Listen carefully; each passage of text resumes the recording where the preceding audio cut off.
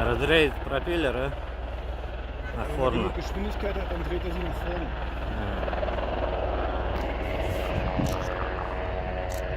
Das ist quasi wie ein Hubschrauber. Ein Flugzeughubschrauber.